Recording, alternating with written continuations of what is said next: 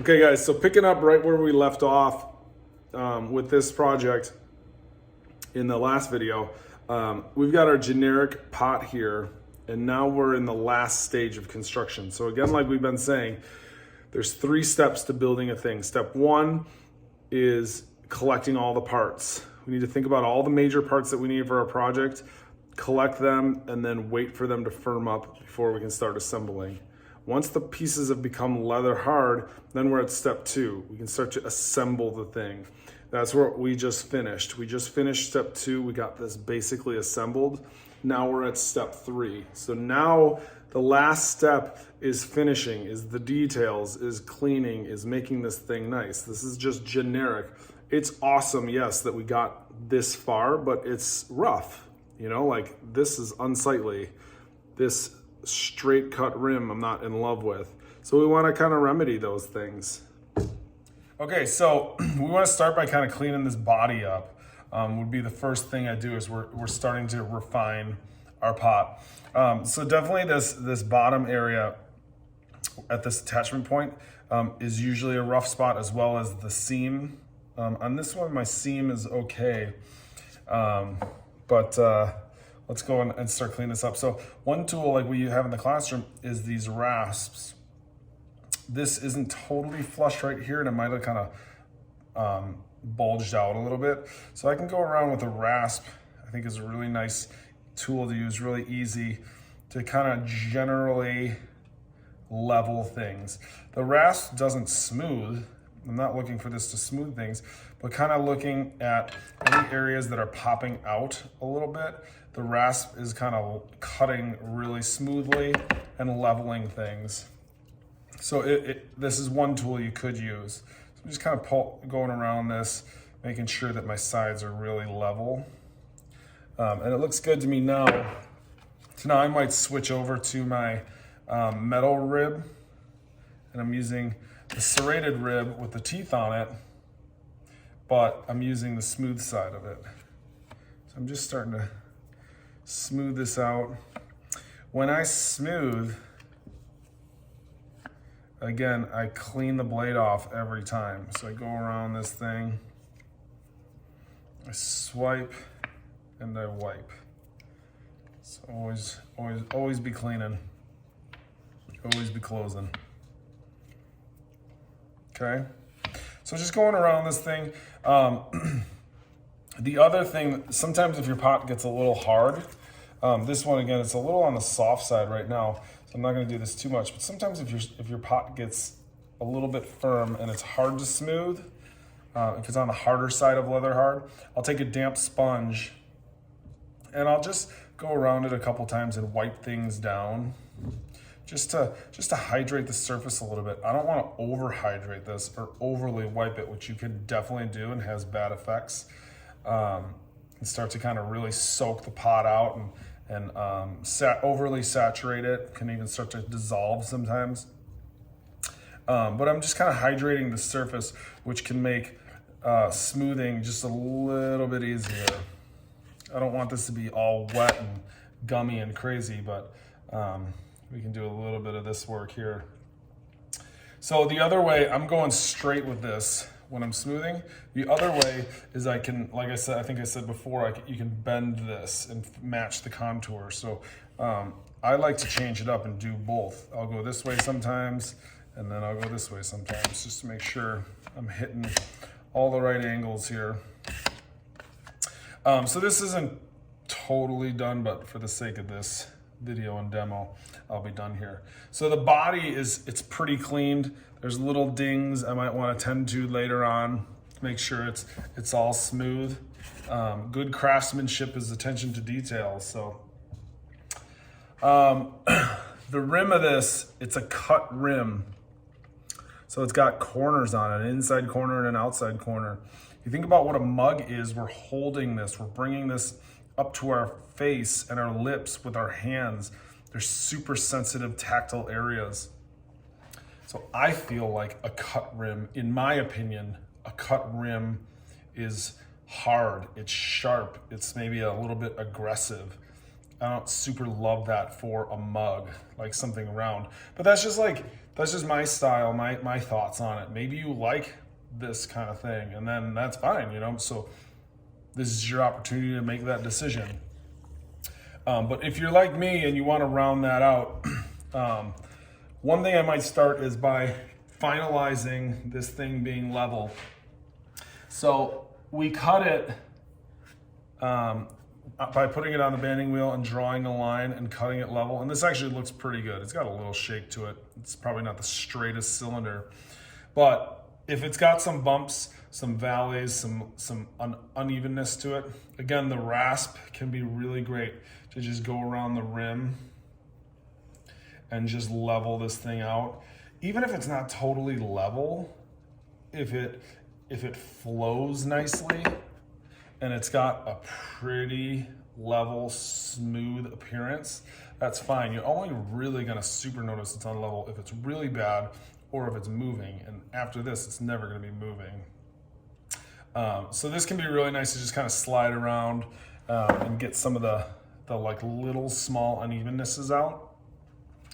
And then I'm gonna round this out. So I'm gonna start by using a damp sponge to get this wet, or I could even take the whole mug and just dip it in a little bit of water. There's a bucket right here. And then I'm gonna take my 2 fingers like this, and I'm gonna put them down on the rim here. So each finger is riding on an edge. My index finger is on the inside, my thumb is on the outside. And I'm just going over this area to start and rounding that out. So my fingers rode on the edge there, and I kind of squeezed and gave that corner a little bit of a pinch, and I rounded it. See the difference there? And to me, that feels better for the item that I'm making. For making a mug, it seems way nicer to have a rounded lip. So I'm rounding this out.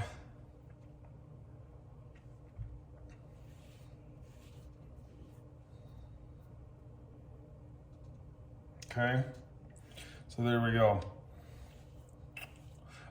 Okay, the last thing we'll do for the body before we get the handle on is we'll put a bevel cut on the bottom. All right, so the last thing we're gonna do here is put a bevel cut on the bottom. So I think, like how nice I think it feels to round the rim, I notice how straight and cylindrical these walls are, and to me, when I see it, it almost slams down into the tabletop. It's really aggressive how it hits. So I wanna do something to the bottom to soften that sharp 90-degree corner. That's a hard corner right there. That's a sharp corner. Also, functionally, I think it might be nice to take that corner off a little bit and make it less chippable, you know? Also functionally, for glazing, especially for new potters, by mitering this corner, by beveling the corner, it'll also make it easier for glazing. It'll give you a definitive spot to not glaze and allow space for the glaze to potentially drip or at least be up higher off the kiln shelf in the firing. So what that's gonna look like is I'm just gonna take my knife and I'm gonna slide the tip at a 45-degree angle right around this corner, and we're just gonna cut that off. I'm beveling or mitering this corner at a 45-degree angle.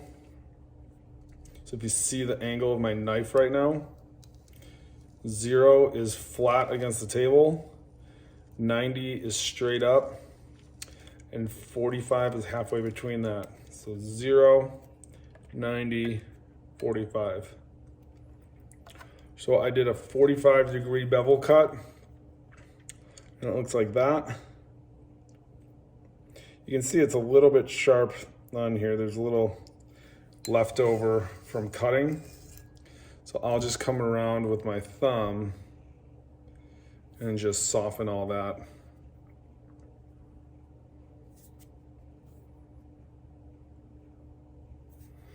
And now we've got, in my opinion, a really nice bottom as well. I think it acts as a nice area to not only not glaze the bottom, but the bevel, and it pushes the glaze up a little bit, which is great for beginners.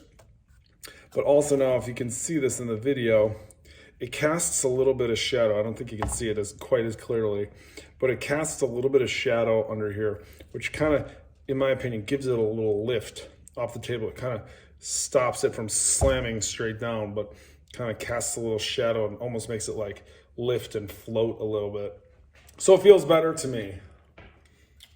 Okay, the last thing we're gonna put on this is our handle. So I've got my handle here. It's leather hard, a little bit past leather hard. So I want to attach this to it. Again, we made our handles longer than we need so that we can cut these down to fit now. So I can cut this at any angle I want, but I want to make some considerations first. I don't want to cut it, I mean, maybe for design, but for functionality, I probably don't want to cut like the bare minimum off, because then my fingers are going to be way back here. There's going to be a huge gap before I get to the wall. It's going to make the mug come way far away from my hand. So functionally, that might like put a lot of pressure on your wrist, you know, and feel kind of funky because you're so far away from it. So I might want to make my cut a little bit closer to the back of the handle. Like this one's pretty big, so I could even go like halfway if I wanted to. I might go a little bit, yeah, I might go about halfway. The other thing to consider with this is what kind of shape we're putting this on. Because this is a cylinder, I can do just a straight cut. But if this was a bulbous form, came out, it was round, my cuts would have to be different to match that contour. But for this, we can do a straight cut. So I'm gonna just go straight down. I made my marks kind of at the halfway point.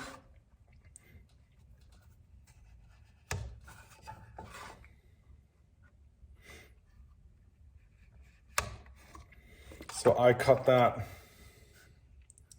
straight, and now we can put this right on here. One of the things, this is almost a perfect fit, but sometimes my handles are a little bit wider, and when we put them on something like this, a straight cut sometimes doesn't work. If the clay's soft, we can mash it in a little bit, but sometimes we need to just do a little contour cut here. So I'm just gonna do that to show you guys in this video. Sometimes we'll do a little contour cut. So this is not flat exactly. It's not totally flat on the top. It's got just a little arc to it. And that fits the contour here a little bit better, so it doesn't rock as we put that on. So, last thing, when I put this on my mug, the last thing I'm gonna think about as I figure out where to attach it is how I use it. I'm left-handed, so I'm gonna use this in my left hand. So if I put this right here, say, and I go to drink out of my mug, it might look like that. And nobody can read the stamp that I put on the bottom of that, my name.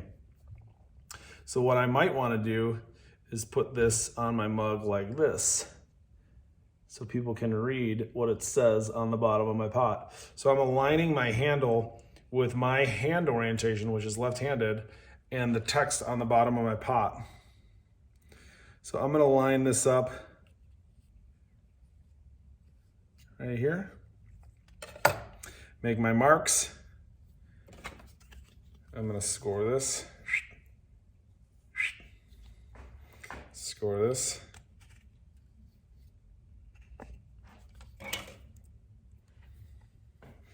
Dunk that in some water, and then I'm gonna support it from the inside. When I press this on, same as down here, getting that good and attached. And there we go, we got that attached on here. I'll show you a bonus thing I often do is I put a little thumb grip on. People always love the thumb grips. So I took just a little cut off from my handle, and I'm gonna cut a little nub. You in no means have to do this, but if you like it, take it. This handle has a little arc in there where I put my thumb in when I was pulling it. So I'm gonna cut a slight arc out of the bottom of this so it fits down in there. That seems good. So now I can score this. Score this. Dunked it in some water. And then we can push that on there. And now I got a little thumb grip. One last thing that I like to do here is one of my finishing pieces for making it just really over the top clean and perfect is going around and detailing these joint parts. So where the handle connects, I use a pen or a pencil and I go around and I edge those out. So I'm digging into that. So here's an unfinished edge. Here, look at the bottom one down here. You can see that. And now let me edge that. So I'm going around here. I'm digging the pen tip into that just a little bit.